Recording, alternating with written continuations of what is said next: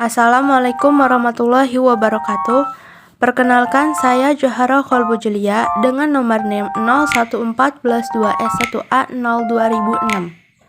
Saya mahasiswa semester 3A, Prodi Administrasi Pendidikan STKIP Muhammadiyah Bogor.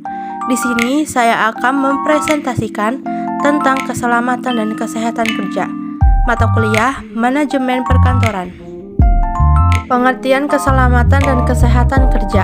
Keselamatan dan kesehatan kerja adalah pengawasan terhadap orang, mesin, material, dan metode yang mencakup lingkungan kerja agar pekerja atau pegawai tidak mengalami cedera.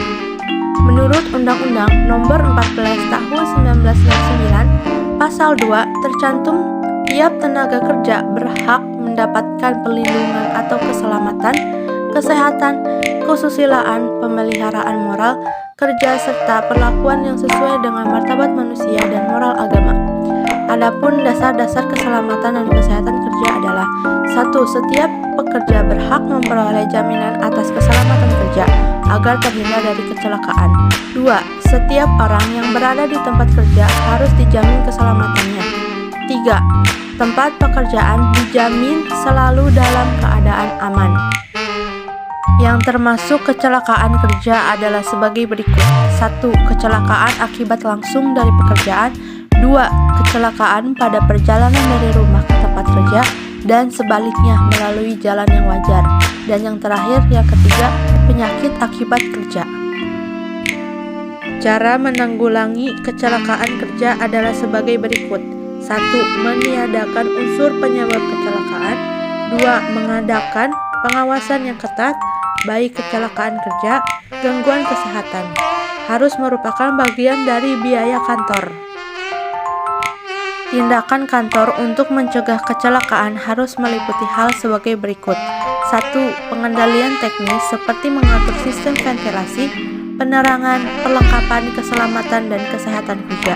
2. Penyempurnaan anggaran ekonomi. 3. Pengawasan atas kebiasaan kerja. 4. Penyesuaian kecepatan arus produksi dengan kemampuan optimum para pegawai. 5. Peningkatan mekanisme yang tepat guna. 6. Penyesuaian volume produksi dengan jam proses yang optimum. 7. Pembentukan panitia keselamatan dan kesehatan kerja di bawah seorang petugas khusus yang profesional.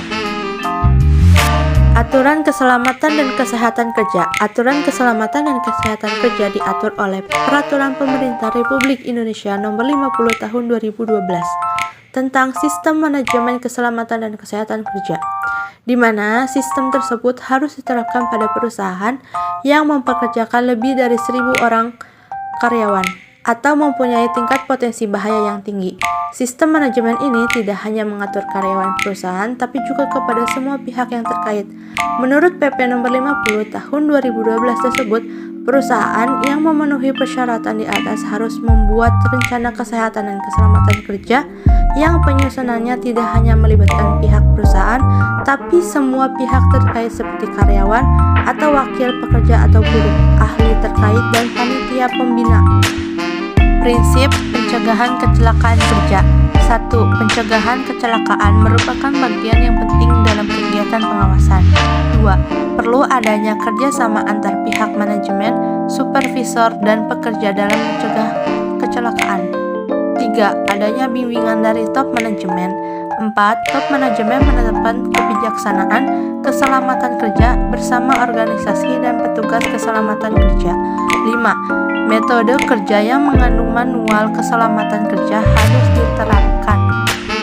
Sebab-sebab timbulnya kecelakaan kerja. 1. Faktor lingkungan. 2. Faktor manusia. 3. Faktor mesin atau alat. Peranan perusahaan dan karyawan dalam keselamatan dan kesehatan kerja. Manajer atau supervisor di perusahaan pertama harus mengetahui dengan baik peraturan dan regulasi pemerintah yang terkait dengan keselamatan dan kesehatan kerja. Mereka juga harus mengetahui semua aturan perusahaan yang mengatur keselamatan dan kesehatan kerja. Perusahaan harus memberikan training pada semua karyawan terkait bagaimana mengerjakan pekerjaan dengan benar. Briefing kepada semua tim terkait tentang aturan tersebut juga harus dilakukan secara berkala. Terlebih lagi jika ada aturan yang diimplementasikan.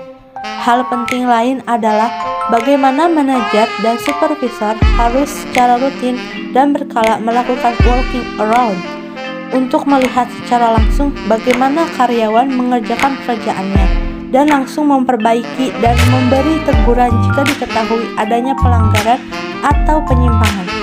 Perusahaan harus memastikan bahwa semua aktivitas di atas terdokumentasi secara tertulis dengan baik. Penyebab timbulnya kecelakaan kerja.